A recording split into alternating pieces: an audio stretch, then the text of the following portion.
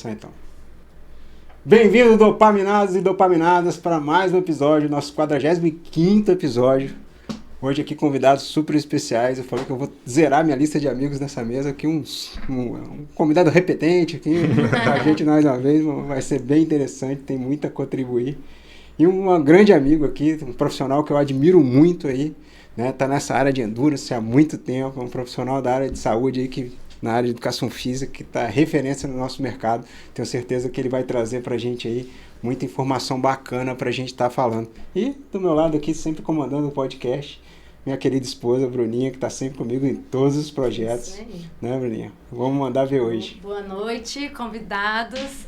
Assunto hoje, como sempre, né? Saúde, performance, estética, tudo que está envolvido aí. Da outra vez eu até falei, o Hugo falou bastante sobre saúde da mulher 40 mais, menopausa, foi um episódio incrível, né? Hoje vamos falar um pouquinho também sobre a saúde masculina. Que às vezes fica até... Nem todo mundo fala de mulher, né? E os homens, que cuidados devem ter, prevenir ou não, enfim. Os homens no esporte, os homens sedentários, os homens do dia a dia, enfim. Saúde no geral. Sejam bem-vindos e se apresentem-se. Pode começar. Eu já me apresentei no episódio passado. Eu sou Hugo, sou médico, faço esporte a minha vida inteira, já passei por algumas modalidades, sigo firme e acho que nunca vou parar. Não tenho certeza. Eu sou o Marcos Falcon, eu já estou na área há mais ou menos uns 30 anos, o meu primeiro estágio foi aos 18, já fiz jiu-jitsu com o Ângelo, a gente começou junto, lá faixa branca, né? Infelizmente eu não consegui seguir, mas ele seguiu.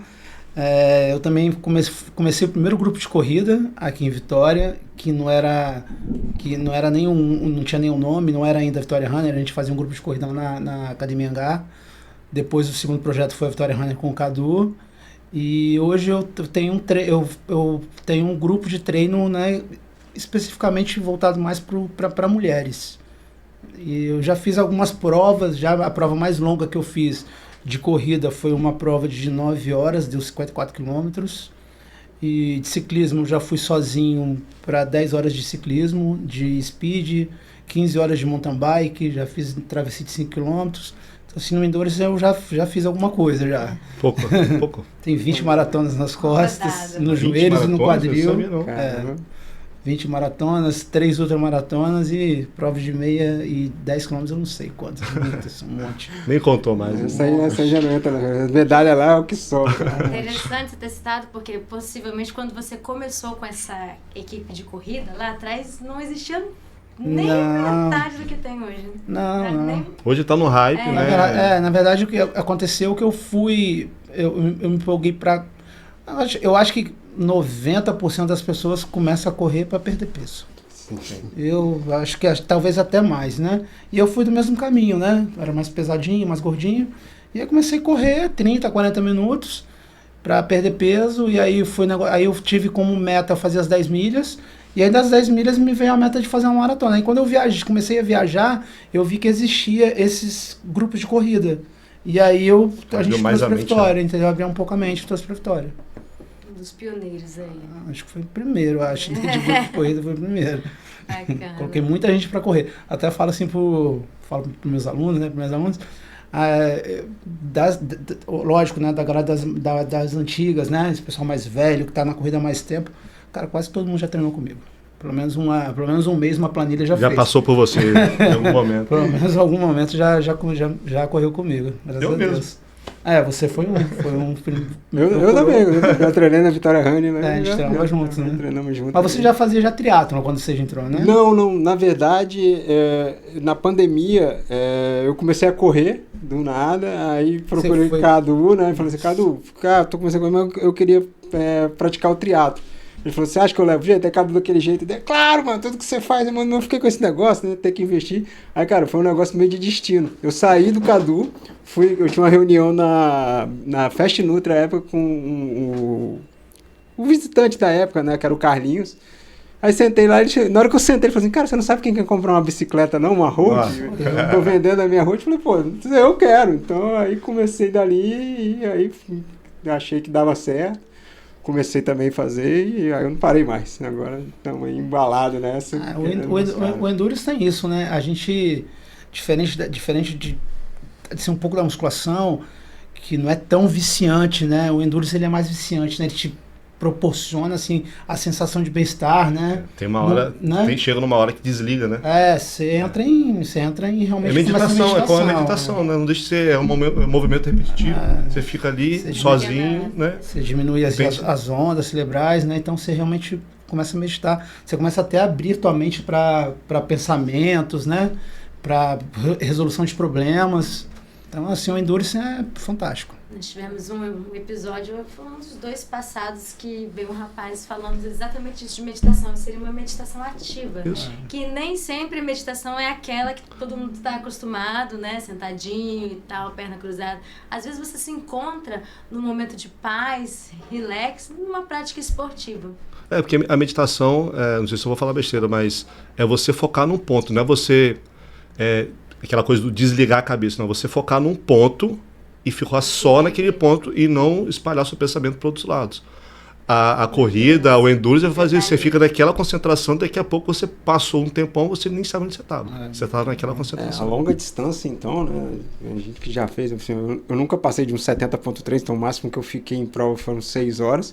Mas mesmo assim, a cabeça vai longe ali. Você 3 horas, 2 horas e meia pedalando, dá para você resolver muito problema da vida. É muito bom, né? Tanto que todo mundo fala a mesma coisa, né? Que o endurance de longa distância, a cabeça às vezes faz mais diferença até do que o treinamento do corpo. Cara, na verdade eu acho que a cabeça para qualquer esporte te leva ou te derruba, né? Os maiores, se a gente for falar em maratona de performance, né? O cara tem que ser novo para o cara conseguir aguentar o tranco da carga de treino, né? Mas normalmente, se você for pegar assim, as pessoas que fazem corridas longas de 50 quilômetros, e aí vão a 100 quilômetros, e aí vão na ultramaratona, que é a essência da palavra de ultramaratona, seria as 100 milhas, né? São 160 quilômetros, né? Isso que seria uma ultramaratona de verdade, né? Então, assim... Você vai pegar só a galera mais 40 anos, mais 50 anos, entendeu? Uma galera que consegue usar a cabeça para se focar só naquele, a experiência, cara. Aí você vai jogar a experiência. E são os anos de treino também. A experiência. Eu, na minha primeira maratona, por exemplo, eu fiz para 4 horas e 6, fiquei acabado. Na segunda já foi um pouco melhor, na terceira foi um pouco melhor. Mas aí, a partir da 7ª, da 8ª maratona, eu já conseguia dormir mais tranquilo. Eu já entendia como que ia funcionar, entendeu? Então, assim, eu ficava, assim, extremamente tranquilo em relação ao que eu ia passar. Então, assim, realmente a experiência ajuda muito. Com certeza. Eu acho, e uma vez também eu trabalhava com importação e exportação ainda, que eu já fiz um bocado de tudo nessa vida. Aí a gente estava trazendo umas pranchas de bodyboard dos Estados Unidos, do Havaí, né, do Mike Stewart, que é do maior campeão aí que você tem do bodyboard mundial, né? E ele falou uma frase, a gente trouxe ele para uma palestra, que eu me recordo até hoje. Ele falou assim, a experiência vence o medo, mas você sempre vai ter o medo. Só que quanto mais experiente você tem, menos medo você tem de enfrentar aquilo. Controla melhor o medo. Então, dormir é um fator que eu acho que é a expectativa do que vai acontecer no dia seguinte, né? Mas a outra coisa que eu achei fantástica, ele falou assim, e o dia que esse medo acabar, é o dia que eu vou parar. Porque exatamente, eu preciso sentir será que... Porque se eu chegar lá, eu não tenho mais nada para fazer, eu já não tenho nada ali o que vai acontecer. Então, eu achei muito interessante essa situação que ele trouxe. Então, quanto mais experiente, né, você quanto mais você consegue se colocar no esporte, melhor vamos falando. Então vamos trazer isso também para a nossa audiência. Você já falou que nunca vai parar de fazer esporte. O que o esporte hoje significa na sua vida? Como é que você transporta isso para o seu trabalho? Né? Eu acho que a gente pode estender essa pergunta para o Marquinhos também. Cara, o que esporte significa para a minha vida? Eu acho que é tão, sei lá, do meu ser, que isso é uma coisa tão comum. Tanto que em conversas de amigos a gente fala... até coisa de Instagram, o falar, tudo mais, eu ficava assim, gente, mas é tão óbvio, que é tão meu, que para mim era repetitivo. Então, o esporte é a minha vida. E essa coisa do trabalho, aí eu já acho que o esporte ensina muito a vida. O fato de como você vai enfrentar aquele período de treinamento, como você vai enfrentar aquele momento, aquele evento, que é um desafio, como é que você vai enfrentar a frustração de não conseguir aquelas batalhas diárias. Eu trago muito, inclusive, faço com os meus pacientes. Eu faço um paralelo muito grande do processo de emagrecimento e o processo de treinamento. Eu nunca fui sobrepeso, eu não sei o que é sobrepeso, eu não sei o que é perder peso. Mas eu sei o que é você ter rotina e você ter briga diária para você alcançar alguma coisa. Então, hoje eu não estou a fim de treinar, mas você precisa. Tá no seu objetivo, para você atingir o que você quer. Então, essa coisa do esporte, de você vencer sua mente, não deixar a mente fraquejar, eu trago muito isso para o dia a dia. De, pô, tudo bem, e aí? Um desafio está na sua frente aí, você teve uma notícia ruim, como é que você vai enfrentar? Você vai baixar a cabeça e vai desanimar, vai desistir, ou você vai enfrentar, vai arrumar um plano B, vai se esforçar mais e vai enfrentar aquele problema ali. Cara, eu sempre trago sobre o esporte. Sempre. Eu acho que por isso que a gente tem que, aí eu já trago para a coisa da família, incentivar as crianças, né? A própria coisa da frustração, do perder, do treinar mais para ganhar, do respeitar o outro, quando você está acima. Você sabe que uma hora você pode cair, o você está em cima, para você se manter ali em cima é difícil. Tudo é briga diária. E a gente vai trazer isso para a vida que no profissional é assim, nos objetivos diários, nós somos assim também, é briga diária. E o esporte vai ensinar isso, cara. O esporte para mim é meu ganha-pão, né? Mais do que tudo. Mais do que tudo. Mas eu pratico atividade física desde quando eu me entendo por gente, acho que com 5, 6 anos de idade, né? Então, assim, eu sempre fui mais da educação física do que do português. Eu também. A educação física a gente não perdia. Era mais da educação física do português. Mas assim, eu gosto muito de não de ser o exemplo assim no pejorativo da palavra, né? Eu realmente gosto de fazer o que eu prego. Entendeu? Então, assim, eu faço, eu sei, e quando eu vou passar alguma coisa normalmente, né, quando eu vou passar alguma coisa para alguém, eu já passei por aquilo, entendeu? Então, assim, me dá um pouco mais de segurança, né, de fazer as coisas, né, então me dá bastante segurança. E o esporte para mim é minha vida. Mas isso é importante. A gente que trabalha com saúde, e negligenciar a saúde e não viver o que a gente está passando, isso é pura hipocrisia. Você não precisa ser. Eu de verdade, eu não consigo como uma pessoa consegue viver sem fazer nada. De verdade, sedentário. Né? Eu acho uma coisa assim, não consigo entender que pode ser a coisa mais básica do mundo, que é uma caminhada, entendeu? Fazer alguma coisa, né? Então, assim, eu não consigo. E outra coisa, eu também não consigo entender uma pessoa que prega qualidade de vida e saúde e não tem uma rotina. É isso aí, é hipocrisia. Entendeu? Então, assim, é uma coisa que eu vejo... Faço o que eu digo, mas não faço o que eu faço. A gente vê muito médico que não faz o que prescreve. A gente vê muito professor de educação física que prescreve, mas não faz. A gente vê muito nutricionista também que prescreve. A gente não precisa ser Caxias, né? Viver ali naquele, né? Na valha ali, né? Mas você tem que ter um norte para você seguir. A não ser que você seja um nutricionista, um médico, um educador físico e seja um atleta, queira ser um atleta. Aí é aquela coisa dos objetivos, né? Eu acho que todo mundo aqui é meio do certo equilíbrio. A gente quer fazer, mas não sei você, mas eu não penso em pegar pódio nenhum, né? Eu sou um esportista, nem me coloco como atleta, sou esportista. Sim. Eu quero fazer o meu melhor. Eu não consigo fazer um evento, igual quando eu ia fazer uma prova, eu não consigo fazer sem estudar ou sem treinar, então eu me cobro dia a dia, eu cobro a preparação. O dia do evento para mim é um momento de gratidão, de bênção, de a cerejinha do bolo, entendeu? Só que se eu quero ser um atleta, aí o equilíbrio, aí para mim não tem equilíbrio. O cara que vai para maratona, que quer ir para a Olimpíada, se ele não doar 110%, ele pode te doar 110%, ele não vai. Então essa coisa assim, se eu quero ser um atleta, aí eu tenho que ser ali. Agora a gente aqui... Existe assim, né? Também assim, existe o atleta que é o atleta que é profissional, né? Às vezes ele nem ganha dinheiro com isso, mas ele vive disso, não ganha muito dinheiro, mas vive disso. Existe os de ponta, de elite, né? Que ganham muito dinheiro com isso. Mas assim, existem os atletas também, que são os atletas amadores também que buscam performance, né? Não, sim. Entendeu? Então hoje não, né? Eu já estou em outra fase da vida, mas quando eu fazia minhas coisas de montanha, eu gostava muito do não pode, cara. Mas é que tá, eu acho que o atleta que busca performance... Mas eu pagava um preço pesado. Não vai existir muito equilíbrio para aquilo. Pagava um preço. Ó, e eu não fui nada longe na época do CrossFit. Mas, por exemplo, eu passava mais de 2 anos zero álcool. Eu tomava cerveja na sexta, na terça-feira eu treinava mal. E eu era pai de família, médico, eu não tinha por que fazer. Mas olha só, eu quero a minha melhor performance. Se eu quero o máximo, objetivos, expectativa e alinhar a expectativa. Eu tenho que me doar para aquilo dali.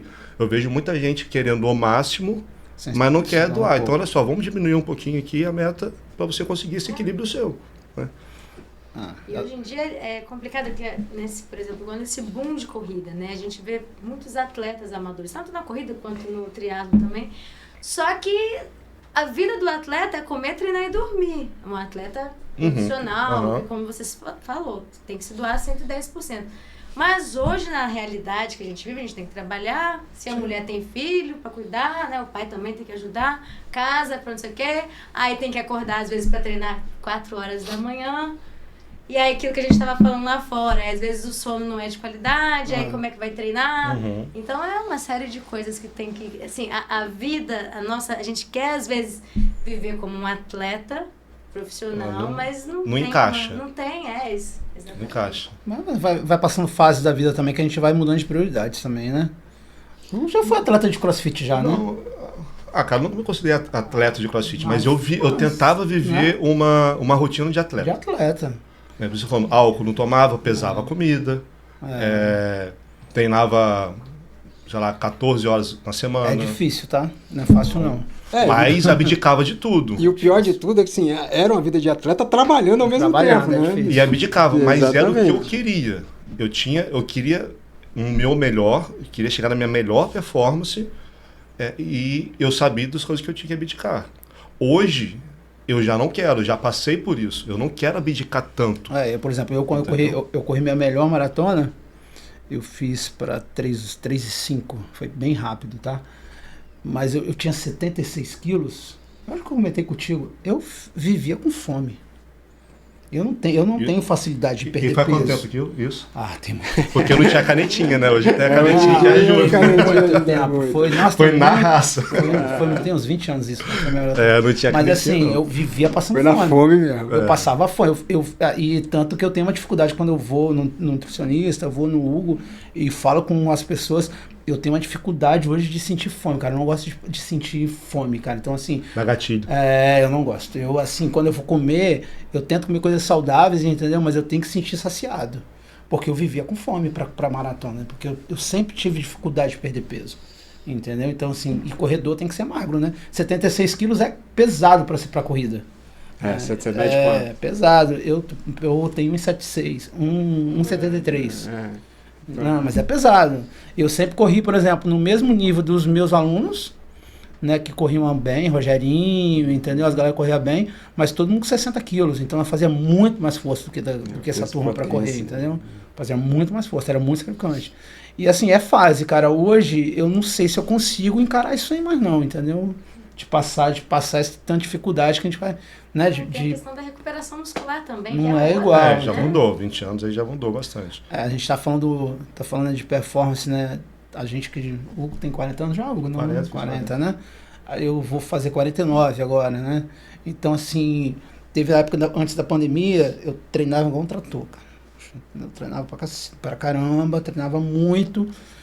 E conseguia entender que eu consegui me recuperar, tinha minhas dores, tinha minhas lesões, mas consegui me recuperar. Veio a pandemia, eu trabalhei muito e fui ficando mais velho. Né? Aí quando eu tentei voltar a treinar de novo, difícil. Eu, cara, não conseguia, porque não conseguia fazer o quê? Eu treinava 3 dias, no 4º dia eu tava quebrado. No 5º dia eu tava quebrado. Então assim, antes não, eu ia alternando as modalidades.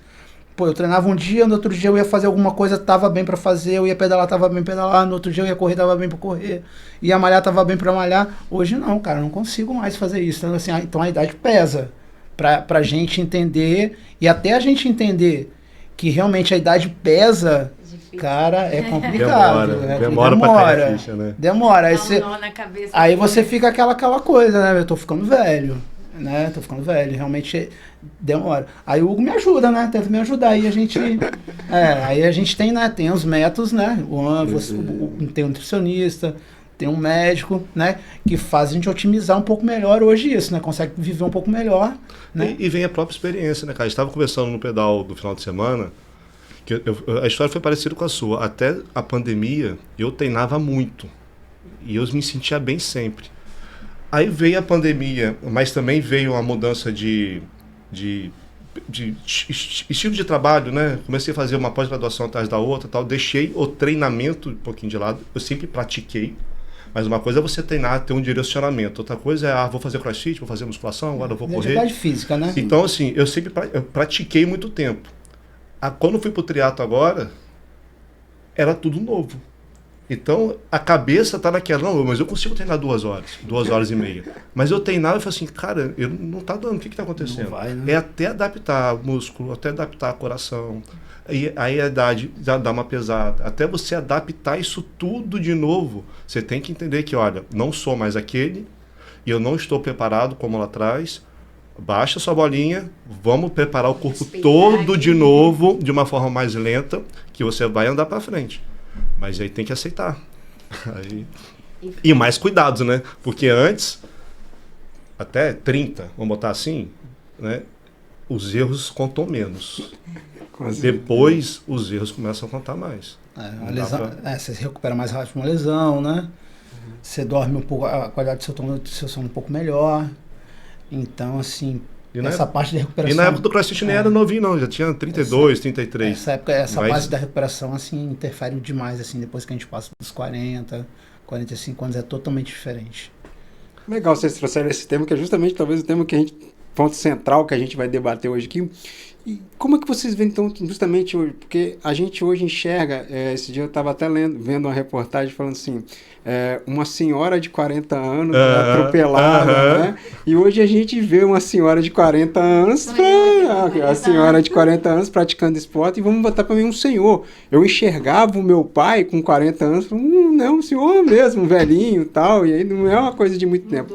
Como é que você vê essa mudança da chegada dessa nova idade, novos 30, né, seria o 40, como que vocês teriam que, assim, para receber esse público, tanto para treinamento, tanto no consultório, você acha que tem uma forma diferente deles estarem tratando o esporte, ou realmente essa turma já chegou num patamar de que é realmente igual o pessoal de 30 lá? Eu acho assim, eu acho que a gente está vendo essa turma, as mulheres, né, os homens, né, chegando nessa idade, mas eu vejo assim muita gente colhendo fruto do que plantou. Total. Entendeu? Então, assim, aquela senhorinha que você viu de 40 anos, com certeza ela não se cuidava tanto, entendeu? Quando tinha 20, né? Nunca é tarde para começar, mas quem começa mais cedo, né, vai ter uma velhice um pouco melhor.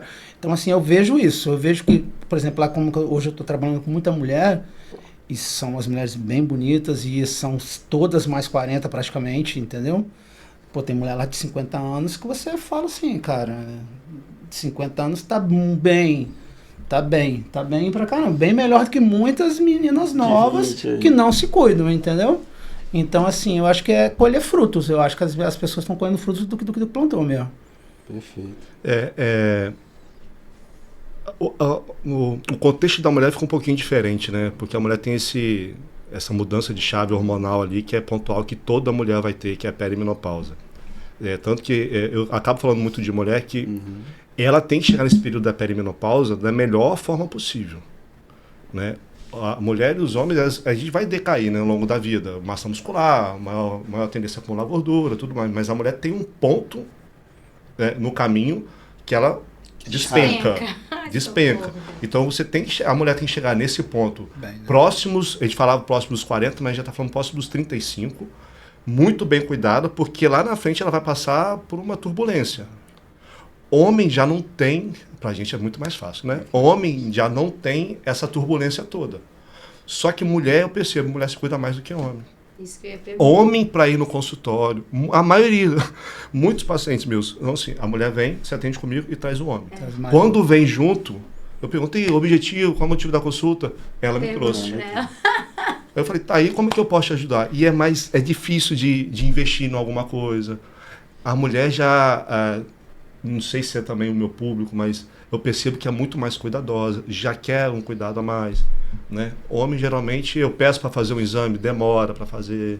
Eu não demoro, não. Esse aqui é o mais enrolado de todos. Bom exemplo. Vamos, sei lá, 1 ano e meio para fazer o exame do coração para mim, pelo menos. Né? A mulher já é a mais certinha.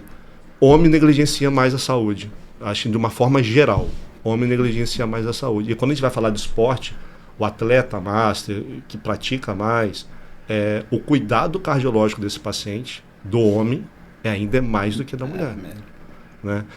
35 mais, já tem vários estudos mostrando, guidelines mostrando, que a busca pela doença arterial coronária, pela lesão, tem que ser mais intensa ali, já nesse atleta. Porque o estresse, né, do exercício vai fazer remodelamento no coração, pode alterar algumas, por exemplo, o átrio, isso gera aumento de arritmias, né, maior do que da mulher. O atleta master ele pode ter o risco de 3 a 8 vezes mais, um risco maior de arritmia comparado com os outros. E a mulher já não sobe tanto esse risco. E o homem é mais negligente. Né? Eu vejo isso no dia a dia, até pela parte cardiológica. Vem, já foi nutricionista, já tem um treinador, vem muitas vezes querendo ver a parte hormonal. Por aquela história que todo homem precisa fazer reposição hormonal. É diferente. Toda mulher, em algum momento, ela vai ter que fazer reposição hormonal. Homem não é assim. Nem todo homem tem andropausa. Toda mulher vai ter menopausa. Bem preocupado com a testosterona. Na consulta, eu sempre peço exames do coração. É o último a ser feito. A negligência do coração. E esse atleta que vai, principalmente atrás de dores, né? Triatlo, maratona, os riscos de doenças, o risco de doença ele pode aumentar. Então, mas é uma coisa que a gente consegue já se prevenir, investigar antes. A principal causa de morte no atleta master é a doença arterial coronária. É uma coisa que a gente consegue investigar, só que é negligenciado. Eu procurei o Hugo, acho que tinha tem um tempo tempão já. Tem uns 6 anos que a gente tá fazendo seguido, né? Eu procurei o Hugo, acho que tem uns 6 anos, uns 42, mais ou menos, né? Que eu senti, assim, que realmente eu tava... Você tava no poço. Cansado. Naquela época você tava mal. Tava mal, entendeu? Tava mal. E aí eu procurei o Hugo, né, justamente para me ajudar, né?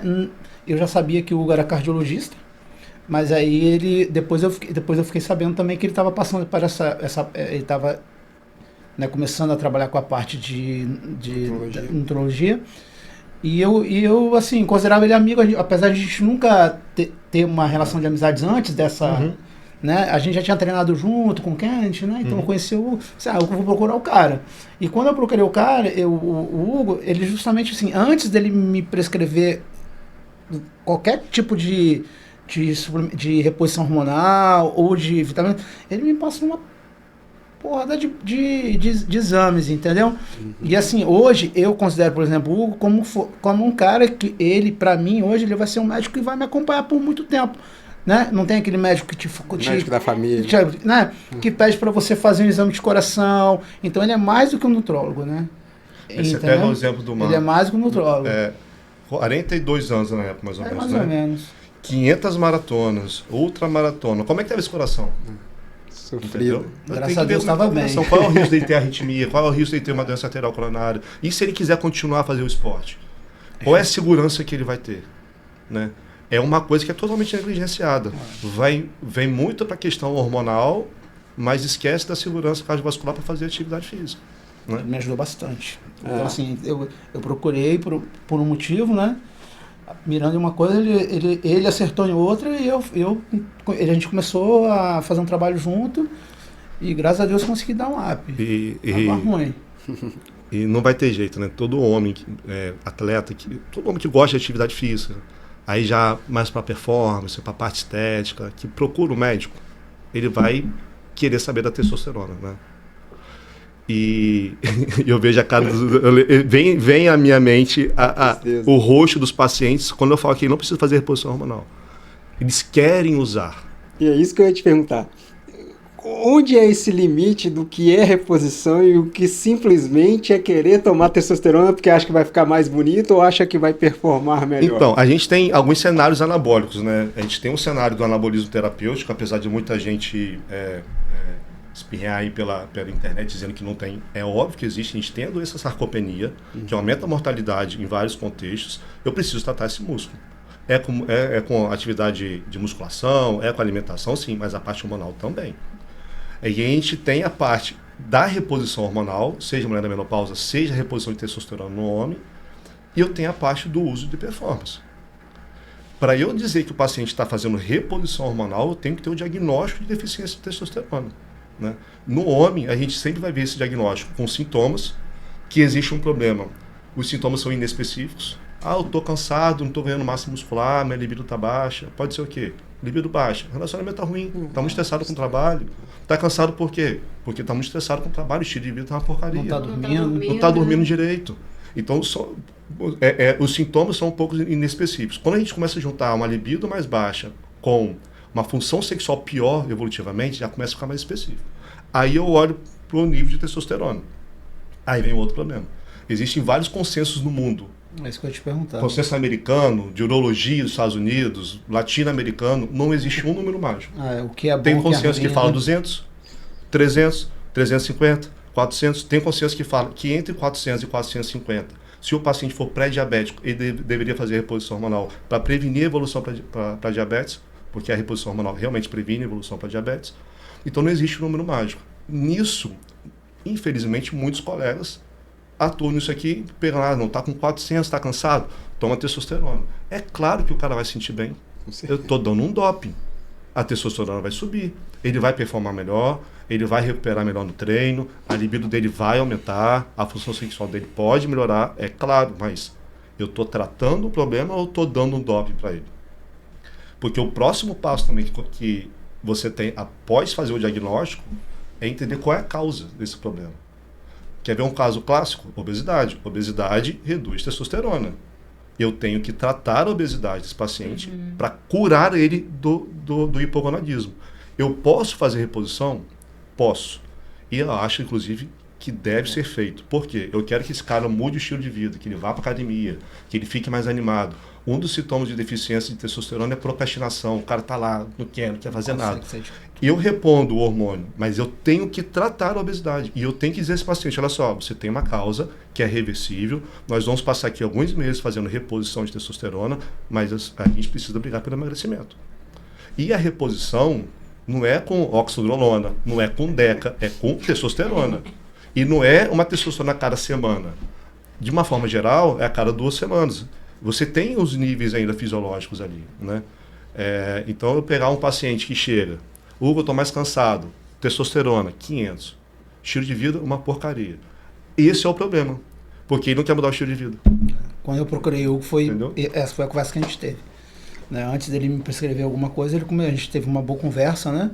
E aí eu relatei que eu estava dormindo muito mal, estava trabalhando muito, e ele foi uma fala dele, eu assim, cara, mas você tem que trabalhar um pouco menos. Eu assim, caramba, mas como? Cheio de conta a pagar. Não, mas aí o Ângelo, às vezes a gente também, quando a gente é autônomo, você é considerado autônomo, todo mundo aqui, né? A gente trabalha, não tem carteira assinada. Quando a gente é autônomo, cara, a gente começa a ganhar dinheiro, né? E quanto mais você trabalha, mais você ganha. Mais você vai ganhar, né? Entendeu? Aí você fica meio nesse ciclo, né? Sim, ainda mais querer de nossa hora. Então, entendeu? Quanto mais quanto mais você trabalha, entendeu? Então foi essa conversa que ele teve comigo. E aí eu também tive ajuda também de psiquiatra também, para dar uma mudada. Foi uma equipe multidisciplinar com nutricionista. E a gente conseguiu reverter essa situação. Alguns casos são reversíveis, mas naquele momento não vai ser. Né? Eu tenho um amigo que ele deu um exemplo de um paciente dele que era piloto de avião e só trabalhava à noite. Ele não dormia, ele tinha deficiência hormonal pela insônia. O que vai fazer? Vai largar o emprego? Não tem Olha, como. vamos fazer reposição. Eu também não posso deixar você com deficiência. Deficiência de testosterona aumenta risco de doença cardiovascular, risco de doença metabólica. E uma Né? pergunta, Fora a qualidade de vida. Né? Uma pergunta. Uma pessoa, se eu estou dentro da normalidade, eu estou, digamos, né, você falou que não tem, né, de 300 a 900 seria o ideal, o normal. 300 é igual a 900? Não. Vamos lá. Não tem um número, mas assim, existe um norte. Abaixo de 400, se os sintomas forem muito específicos, dá para considerar já deficiência de testosterona. É claro, eu tenho que entender todo o contexto. Mas pode ser que a sua alimentação ruim, a sua noite mal dormida, o seu sobrepeso, estejam impactando nos seus sintomas, é óbvio, e na sua testosterona. Eu preciso ajustar isso aqui. Não é que eu não posso fazer reposição, mas eu tenho que botar as cartas na mesa e explicar, olha só, você quer tratar a causa do seu problema? Vamos tratar isso daqui. Enquanto isso, como você está cheio de sintomas, não posso deixar o paciente também dessa forma, e a reposição hormonal é segura, feita da forma correta, vamos fazer sua reposição hormonal. O que muita gente não quer é se tratar. Tratar a causa. Né? O que muita gente não quer também é a fórmula mágica, né? Todo mundo que quer todo uma fórmula mundo mágica. né? Mas é tipo claro, assim, um cara de se 300... você não quer treinar, Não quer. né? Você, assim, não adianta você tomar uma testa e não treinar. Não, Né? Não adianta você tomar uma testa e não se sofá. alimentar bem. Então, assim, é um conjunto, né? E também, eu acho também, né, o que tem outros fatores também que a gente pode, né, usar, que vocês usam, né? Pra gente melhorar um pouco a qualidade, que não seja basicamente hormônio, né? E não, tem uma forma de a gente fazer o corpo produzir mais testosterona. Nesse paciente que tem uma deficiência hormonal, por exemplo, ele tem deficiência hormonal, é secundário, e ele também quer manter fertilidade, porque o uso da testosterona exógena pode prejudicar a fertilidade. Tem medicação que estimula o seu eixo hormonal a você produzir mais testosterona. Né? Tem paciente que responde muito bem, tem paciente que não responde tanto, mas já melhora. Enquanto isso, já que o desejo é fertilidade, ele vai buscar a fertilidade, vai engravidar a esposa. Depois, se retirado o eixo começar a ficar ruim de novo, e a gente definir que é uma causa irreversível, aí faz a reposição. Mas fitoterápicos, tem essa coisa, aumenta 20%. Tem um estudo que mostra, eu acho que foi o Long Jack, aumentou 20% os níveis de testosterona. Poxa, é muito bom, né? Sai de 300, vai para 360. Mudou nada. Clinicamente, não muda nada na vida. Nossa, aumenta pra caramba. Não aumenta. Quando muitas vezes eu uso esses suplementos naquele paciente que usou o hormônio, está na retirada, eu vou fazer toda a TPC, vou usar o clomifeno, HCG, e eu coloco, porque qualquer coisa naquele momento ali ajuda. Né? As pessoas também podem procurar também, assim, melhorar essa qualidade de vida, né, com atividade física. Perfeito. Né? É o melhor. O trabalho de força, né? Isso aí. O trabalho de força, assim, aumenta muito, aumenta a testosterona, Os hormonais. e aumenta bastante, né? E a gente percebe também que as pessoas também ficam... É instantâneo, ali é imediato. Eu tenho um aluno, que até nosso, também é paciente do Hugo, que ele, assim, eu treino, ele treina às 10h30 da manhã, entendeu? E 1h da tarde ele é outra pessoa para trabalhar. Isso assim é instantâneo, entendeu? A sensação de bem-estar, isso é instantâneo. Então, assim, você pode também aumentar essa sensação de prazer e disposição com treinos aeróbicos com mais intensidade, né? Fazer uns treinos mais intensos, né? Vai te dar uma sensação um pouco melhor em relação a essa sensação de bem-estar no momento. Treino de força, nunca necessariamente vai ser treino de musculação, né? Porque a gente pensa assim, você tem que fazer treino de musculação, não, tem que fazer um treino de força. Treino de força pode ser feito em vários locais, entendeu? Pode ser feito com carabel, pode ser feito com halter, pode ser feito com peso corporal, pode ser feito no Pilates, um treino de força, entendeu? Que às vezes a pessoa pensa que o Pilates é só um treino de fazer alongamento, pode ser feito no Pilates, pode ser feito em yoga. Então você tem que fazer, porque nem a musculação não é para todo mundo. Tem gente que não fica adaptado naquela sala, naquele ambiente. Não gosta. Não gosta. Fala que vai pra academia, não, academia não entra. Então não vai. Então assim, você tem que conseguir direcionar o seu cliente, o seu paciente, no meu caso cliente, no caso de vocês paciente, para que fique o quê? O mais confortável possível. Porque quanto mais confortável ficar, maior a probabilidade dele continuar por mais tempo, né? E aí a gente vai percebendo que a qualidade de vida da pessoa vai melhorando assim muito. E assim a gente tem pessoas que agradecem por ter essa mudada de vida. Mas você falou, eu comentei com você, poxa, reduz um pouquinho o trabalho. Mas isso é uma coisa que eu tenho. Todas as fases da minha vida, eu tentei, não é que não vai trabalhar, né? Não sou herdeiro, nem ganhei na Mega Sena. Mas em todas as fases da minha vida, eu sempre busquei ter um horário, assim, não, agora é o horário da atividade física e de desacelerar. No pior momento, assim, em da minha vida, 5º ano da faculdade, tendo que estudar para a faculdade, tendo que estudar para a residência médica, com filho para chegar, tendo que trabalhar para bancar as coisas de casa. Morava no Rio na época, eu não queria pagar a academia. As contas tudo ali, apertadinho. E eu fazia, além de curso para residência, ainda fazia, eu viajava para trabalhar e ainda fazia estágio na terapia intensiva. Mas eu tirava, olha só, 3 vezes na semana eu vou sair daqui, eu morava em Botafogo, vou sair daqui, eu vou correr pelo aterro, vou fazer barra, vou fazer flexão, alguma coisa, vou voltar correndo e vou dar uma caminhada, que esse momento é uma coisa que as pessoas não têm muito. A gente fala de atividade física, mas o momento de desacelerar um pouco, hoje é tudo muita ansiedade. Eu acho o Instagram uma doença. Infelizmente a gente precisa estar, mas para mim é uma doença. Essa coisa da dopamina o tempo todo, para ver um filme de 3 horas. Eu duvido que ninguém pegue o celular aqui, algumas vezes.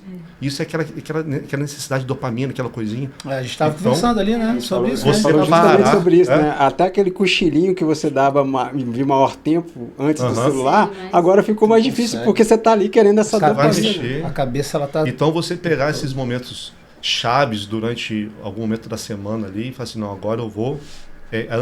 isso gera ansiedade, né? A ansiedade é o presente ausente, você está o tempo todo na frente, buscando, né?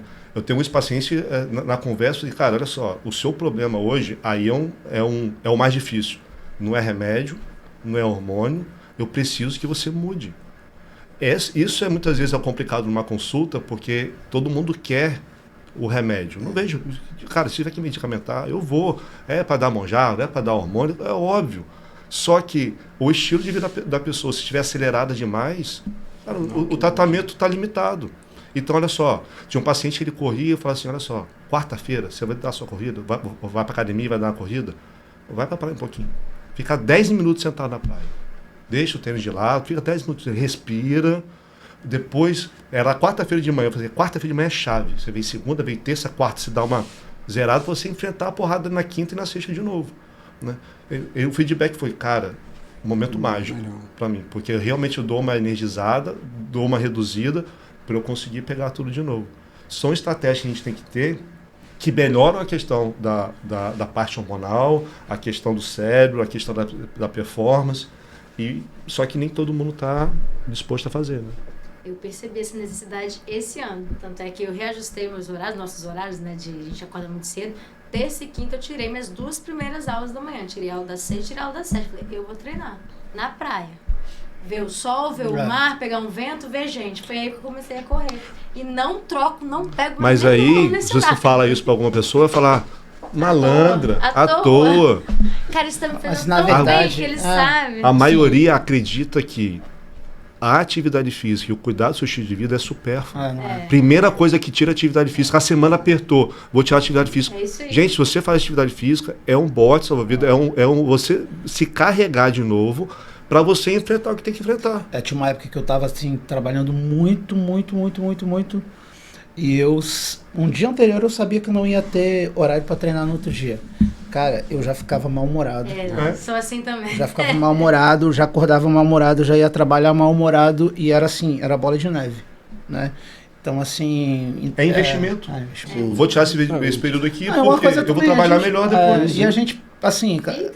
E trabalha. E às vezes a gente pensa que faz falta o financeiro e tudo vai se adaptando, vai se acertando... Né?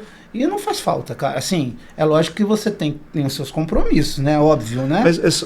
Mas são fases, excessos, né? A gente tá agora, todo mundo é master aqui, tá numa fase, até isso, né, a questão do atleta master, né?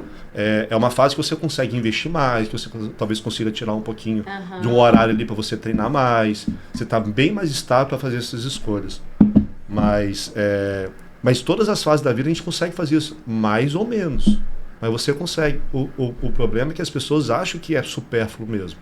E a gente sempre vê da atividade física, é mais fácil para a gente pensar assim. O problema é a gente pegar aqui aquele fez, 30 anos de decisão que nunca fez, que não tem hábito, e você mudar isso. É nessa mudança que a chave muda e a vida da pessoa muda. Aí todas as questões hormonais, tudo vai melhorar. Mas eu acho que é por isso que a gente tá vendo tanta gente, né, com 50. Você pode falar a verdade, eu não tenho cara que vou fazer 50. Não tem nada, tá maluco? Bonitão pra caramba. Agora ainda. Mas assim, é por isso que a gente vê as pessoas hoje, as mulheres, os homens, né? Com 40, com 50. Eu tenho um aluno com 60 anos, entendeu? Que são extremamente ativos. Pô, tem um tio meu, Extremamente ativos. tem 84 anos, sempre cito ele. 87. 87 agora, 84. 84 faz 3 anos já. Já cito ele há tanto tempo, né? Que, cara, impressionante a atividade dele. Faz barra, faz paralela, faz flexão, é impressionante. Musclinhos. E as coisas estão assim, as coisas estão mudando, né? As pessoas estão entendendo que é importante fazer. Talvez não tenha ainda, nem todo mundo esteja entendendo, mas a gente já tem ali 40%, 50% da população que já pratica atividade física. Né? Se a gente olhar pelo lado do copo mais assim, cheio, né? Então, porque antes era menos, entendeu? Então, assim, a gente pega que os acima de 60, a galera cada vez mais está querendo fazer atividade física, porque eles estão entendendo que para ter uma qualidade de vida, para ter uma qualidade de vida, ele tem que ter força nas pernas. Senão você não consegue nem mandar da cadeira. Não, mas é isso, né? Até um tempo atrás também, vou botar aí talvez uns 10 anos, sempre que a gente fala de atividade física, a gente fala do aeróbico, né? O músculo sempre foi deixado de lado. Já tem alguns anos que eu falo, músculo, você precisa ter músculo. Para as atividades diárias, para você ter longevidade saudável, qualidade de vida, você tem que ter força. A gente fala de músculo, né? Mas a gente tem que ter força. É claro que o volume muscular vai ajudar você a criar mais força, mas é o padrão de força. Tem um músculo funcional. É isso daí. Para você levantar da cadeira, para você limpar a própria bunda depois, entendeu? Agora, você com 70 anos, já com sarcopenia, com músculo fraco e tudo mais, você está dependente. Isso, inclusive, impacta no seu cérebro. Você está dependente, você não precisa raciocinar para resolver as coisas, tem sempre alguém resolvendo para você. Até a evolução para uma demência aumenta. Com certeza. E é porque músculo, né? Também, né? Porque a pessoa não tem mais função, né? E se recolhe cada vez mais. Perfeito. Você falou... Desculpa. Não, tudo bem, você pode falar. As damas primeiro. Não, que a gente estava falando de muitos atletas praticantes de esporte procuram, às vezes, né, para ter essas melhorias aí, que tem alguns sintomas, tipo o Marcos teve. E algum sedentário também te procura? Tem? Então, um dos motivos de eu ter parado de atender cardiologia é porque o público era diferente. O público que me procurava na cardiologia queria fazer o check-up, para ver o check-up normal, porque naquele momento não tinha doença, e para ele estava saudável.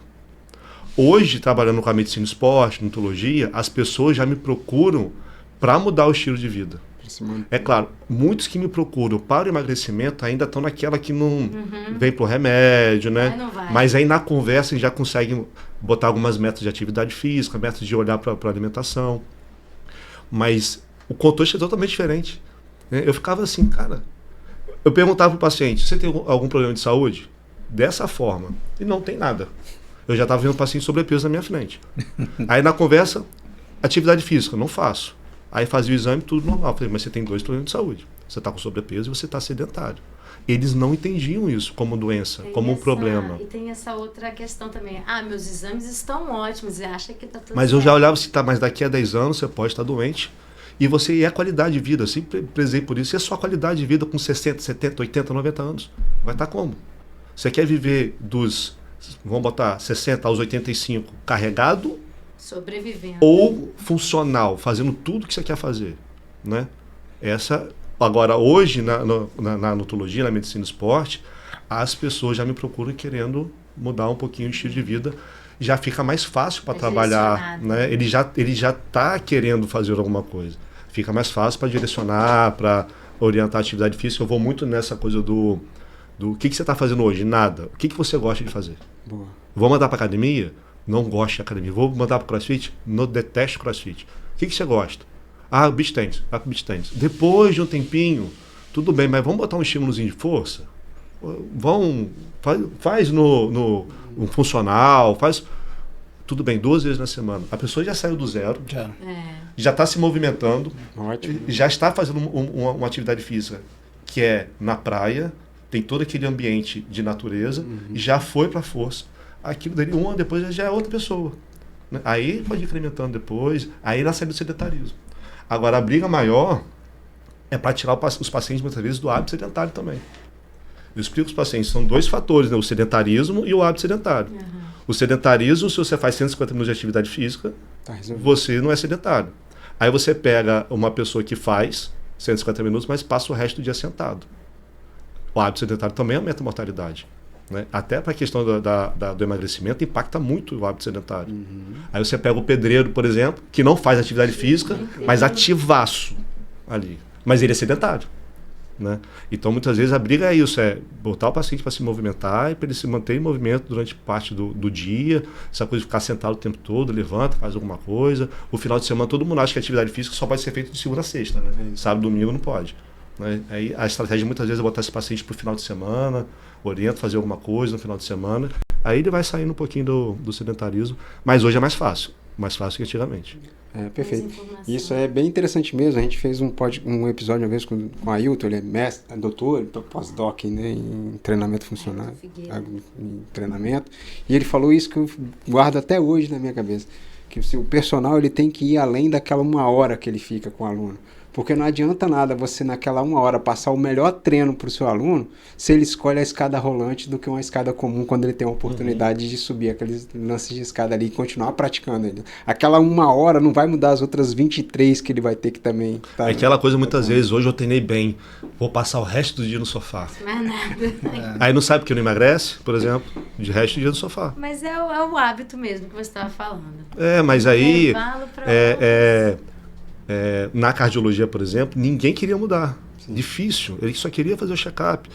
Agora, a abordagem muda porque a pessoa já está, né, querendo. A grande maioria, muito ainda quer a formulazinha mágica, né? Mas a gente consegue ir mudando aos pouquinhos. Vou falar em fórmula mágica, eu acho que a gente não tem como deixar esse assunto sem falar hoje, né, das canetas emagrecedoras, como estão chamando, os análogos de GLP-1. E eu tenho uma preocupação minha, que eu vejo isso como uma grande solução. Eu acho que quem é pró-saúde não pode ser contra algo que está acabando com a obesidade. Algumas perguntam assim, você é nutricionista, você é contra a canetinha? Jamais. Eu acho que a canetinha veio para salvar e ela é contra a obesidade. Se ela é contra a obesidade, ela está do meu lado, porque eu também sou contra a obesidade, que é uma doença que mata.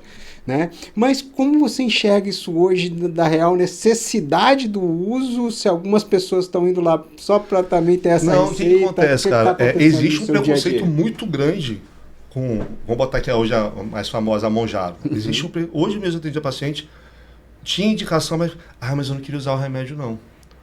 E geralmente quem não precisa quer usar e quem precisa não quer pelo preconceito do mau uso. O remédio não é para estética. Mas as pessoas querem usar para estética. Sim. Aí, na boa, cada um com o seu protocolo, quer usar para estética, tudo bem. Mas isso não pode gerar um preconceito no remédio. Mas tem um problema da obesidade, que é o estigma estético. Então a pessoa acha, não, mas eu estou bem, eu estou feliz comigo. Mas tudo bem, eu estou preocupado com a sua estética, estou preocupado com a sua saúde. E o remédio é para a sua saúde. Né? Só que, ainda assim, muitas pessoas buscam a medicação e acha que, isso eu vejo muito no Instagram, né? Aquela coisa do remédio contra o estilo de vida. Não é uma coisa ou outra não, gente, é tudo junto. Mas assim, sabe uma coisa que eu percebo, cara, também, assim, eu também não sou contra as canetas, eu acho que ela veio para ajudar e eu acho que uma coisa legal, mas a gente vê que algumas pessoas que não gostam de fazer atividade física, elas usam a caneta, elas emagrecem e elas param de praticar. Mas aí que tá. Aí é muitas vezes. Mas o problema não é a caneta. Objetivo, mas você tá vendo que o problema não é a caneta? O objetivo é perder o peso. Perder o peso, né? Entendeu? Então, assim, tá perdendo peso ali na forma mais fácil. Mas você tá vendo que o problema não é a caneta? Não, sim. É o mau uso. É o mau uso. Né? É o mau uso. É o mau uso que tá gerando esse problema. A gente entender que a caneta ela não é a ação principal ali de todo o processo. Eu falo assim que os pacientes são 5 pilares, né? É a quantidade de comida, claro, você precisa de déficit calórico, mas a qualidade. Perfeito. E aí, cara, o nutricionista entra... Fundamental, né?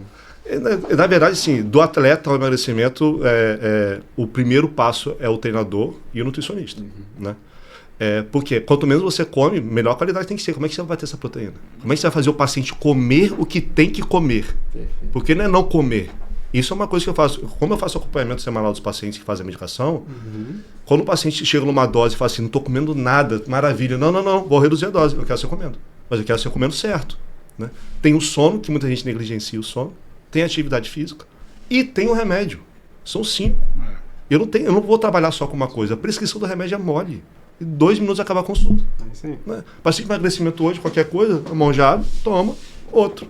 Não tem que fazer. Agora, mudar o paciente, a mentalidade do paciente, que é o caminho.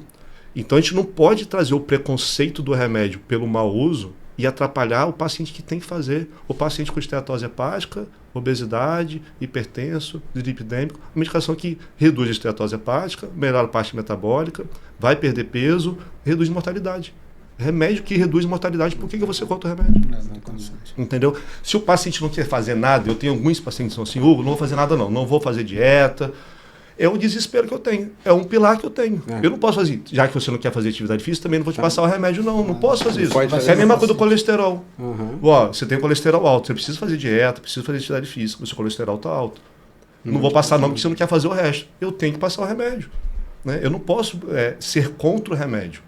Né? E só fazer o remédio se ele fizer aquilo.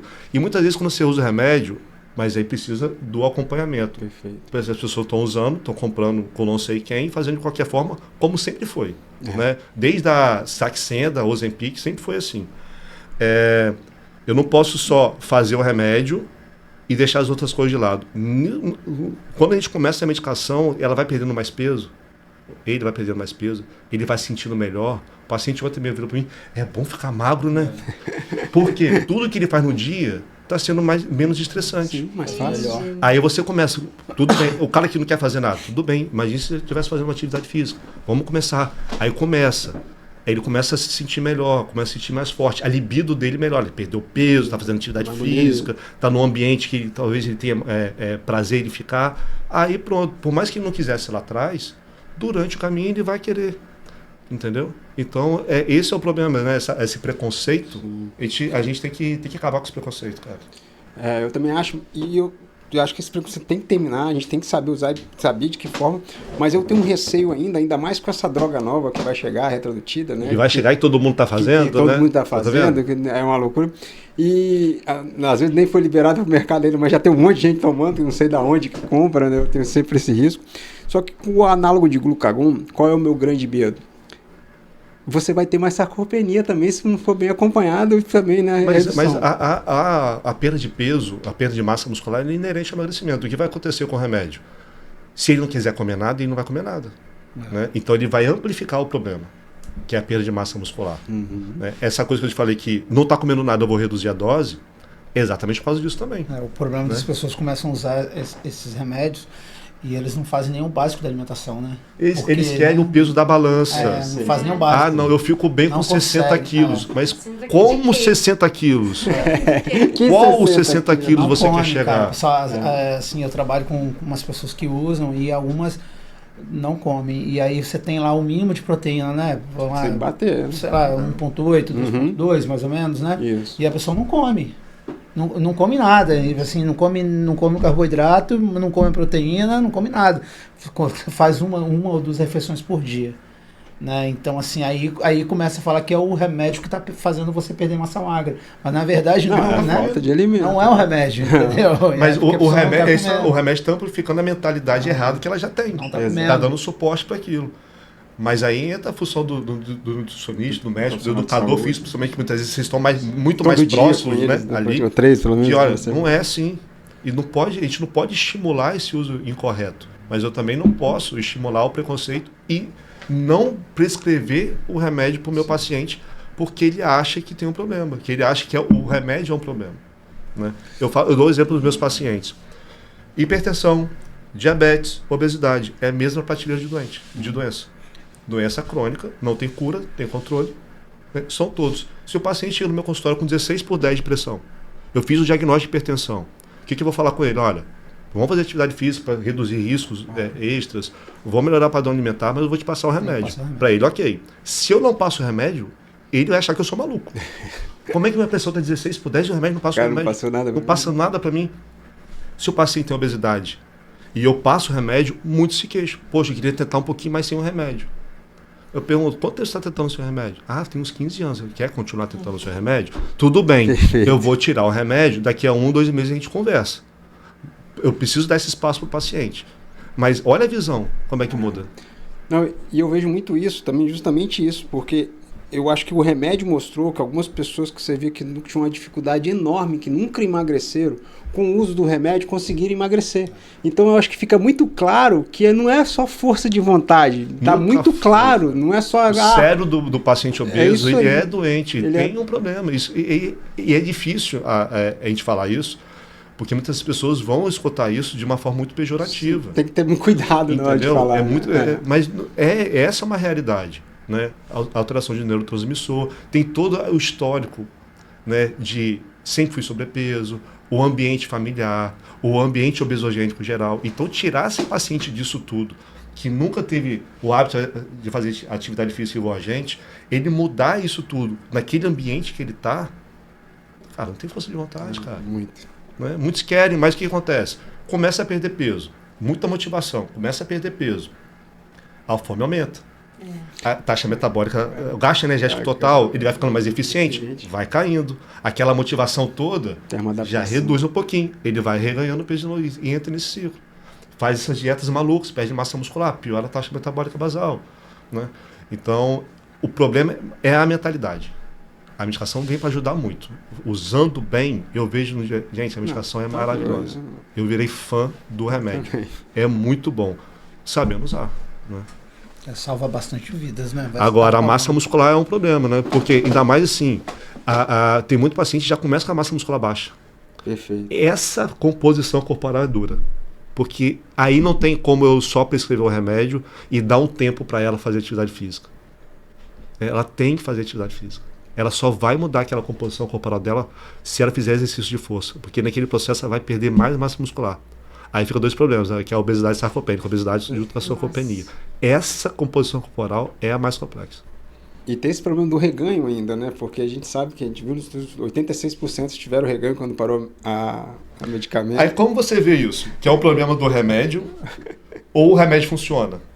O remédio funciona. É a mesma coisa da pressão. 16/10. Eu tirei o remédio, botei o remédio, foi para 12/8. Se eu tiro o remédio, é rebote ou é falta do remédio? É a falta do remédio, não é rebote. Então, se for pensar dessa forma, a própria mudança do estilo de vida causa rebote. Porque a grande maioria vai reganhar. Exato. Entendeu? Se eu paro de ter o estilo de vida, eu reganho, né? Então, também vai reganhar o peso. Perfeito, perfeito. Show de bola, a gente já está quase uma hora aí, né? Batendo 9h30. Vou passar finalmente aqui, porque quero agradecer os nossos patrocinadores primeiro aqui. Sem eles não é possível a gente bancar toda essa estrutura. Então a gente tem a Comprocard aí, que é o patrocinador master disso aqui, foi quem me ajudou a montar isso aqui, o Wilson. É um cara, acho que a mulher dele treina com você. Sim, lá. Assim. André, então, é um cara muito focado com saúde. Já trouxemos aqui uma pessoa também muito maravilhosa. E agora a gente está montando um hub de conhecimento. Eu vou ter uma série nova dentro do Instagram da Comprocard, que é o Menu de Saúde e Performance, onde a gente vai levar ali como que o alimento pode fazer você até performar melhor no dia a dia, no labuta, no trabalho, né? Então, vai estar focado. E também, uma coisa que eu não sabia, para a empresa fornecer o cartão de alimentação para o paciente, ela tem que ensinar o paciente sobre nutrição. Porque não adianta nada ele ter o cartão e ir lá no supermercado e gastar aquilo em um monte de besteira, não ter um estilo de vida. Então o governo obriga, né, você pelo menos prestar educação nutricional ao seu funcionário. Né? E a Comprocard está hoje fornecendo um hub de conhecimento, onde quem tem um cartão da Comprocard pode estar ali assistindo esses vídeos dentro do hub. O podcast sobe lá também, então vocês estão participando disso também, e levar esse conhecimento para mais colaboradores de nutrição. Né? Então eu tenho muita satisfação satisfação de ter a Comprocard aqui como um dos patrocinadores. A Tuvo também é uma das patrocinadoras, a farmácia de manipulação Reformule, também, que está sempre comigo, e a mais nova patrocinadora, que eu fui comprar uma bicicleta com ele, na verdade, eu fui pedir um patrocínio, ele me empurrou uma bicicleta, aí eu tô devendo a ele, mas ele é o nosso patrocinador aqui, o Paulinho Shop, está com a gente aqui também, patrocinando, mas no final das contas ele fez eu gastar dinheiro, mas tudo bem. Esse é o bom comerciante. Esse é o bom vendedor. Ligue para ele que ele vai te deixar pelo menos uma bicicleta nova, isso aí eu tenho certeza. Paulinho, aquele abraço, obrigado por melhorar minha performance esse ano, vou ter que agora ter perna para estar aí com a bicicleta nova. Não, eu sempre, e pior que eu sempre falei isso na canoa, gente, não vamos trocar a canoa para uma canoa boa, porque não tem como botar desculpa na canoa. Agora eu não tenho como botar desculpa na bicicleta, no mais isso aí. E eu quero voltar a palavra para vocês agora, para a gente dar essas conclusões finais, e também agora o momento jabá aí, falar onde vocês aprendem. O Marquinho aí tá com um projeto novo, acho legal trazer também um centro funcional, um local novo aí. Eu tô abrindo agora ali na Praia do Canto, né, na Joaquim Lírio, um espaço dedicado assim, nesse espaço, né, exclusivamente para treino feminino, né, a gente trabalha em grupo, né, são grupos de 12 a 20 pessoas, né, por horário. Isso é um fator de estimulação das pessoas, de estimular as pessoas a praticar a atividade física, que às vezes em grupo, né, fica mais motivante, né, e a gente está, a partir do dia 7 de fevereiro, a gente está inaugurando, né? O Team Falco ele já vem aí há mais ou menos uns 5, 6 anos, né? A gente está fazendo esse trabalho, ele apareceu na pandemia, a gente começou a dar aula ao ar livre, as pessoas foram procurando, e hoje a gente fez uma comunidade, a gente tem uma família lá, a gente tem lá quase 120 meninas que treinam lá com a gente, lá, bastante gente. Bem legal mesmo. E tá na pracinha também ainda? Eu ainda tenho um treino no ar livre, né? A gente tem alguns treinos ao ar livre ainda, que as meninas adoram. Elas não deixam sair de lá de jeito nenhum. E realmente é terapêutico, né? Quem faz atividade ao ar livre, a gente que corre, pedala, né? Você corre, eu já corri, já pedalei bastante. A gente sabe, o contato com a natureza, ele é uma coisa assim que realmente te faz você ficar melhor durante o dia, né? Então eu tenho ainda aula ali nas Praças Namoradas e agora a gente está passando lá para a Praia do Canto, para Joaquim Lírio. Está todo mundo convidado, vocês estão convidados, dia 7, tá? A nossa inauguração, estão convidados para participar da inauguração. Boa. Eu atendo aqui em Vitória, atendo em Vila Velha, muitas pessoas mandam mensagem para me perguntando se eu atendo online também.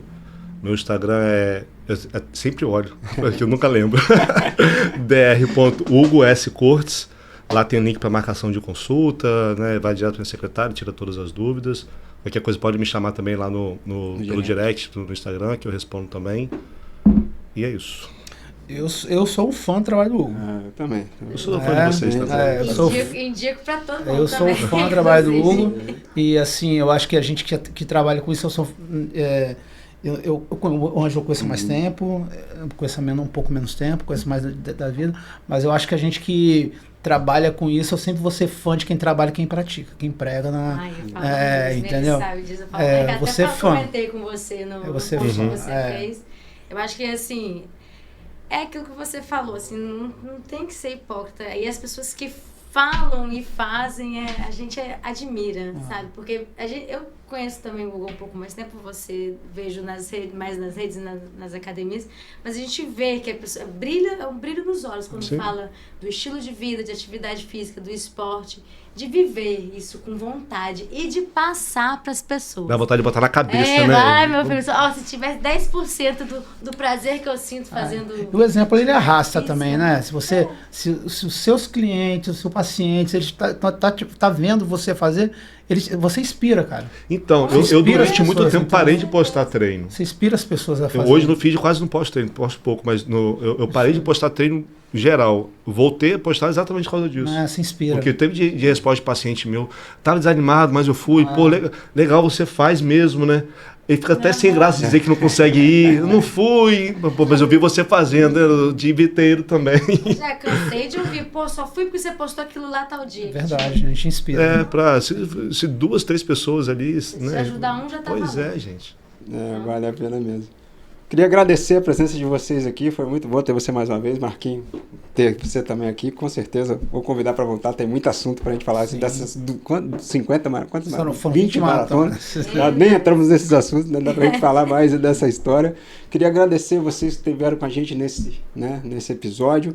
Queria que vocês clicassem aqui no sininho para acompanhar a gente sempre com novos episódios. Segue o canal, porque uma das coisas que eu vejo, muita gente vê o vídeo e não é seguidor do nosso canal, tem mais seguidores, ajuda a gente. E tem um botão novo aqui no YouTube que se chama Hypar. Se você aperta esse botão, o YouTube entrega para mais gente esse vídeo. Então, se você gostou do conteúdo e conhece alguém que vai gostar desse conteúdo também, encaminha para ele e hype esse vídeo para chegar para mais pessoas. Então, muito obrigado a todos os dopaminadas e dopaminados que estiveram com a gente aqui até agora. E até o próximo episódio. Um abraço!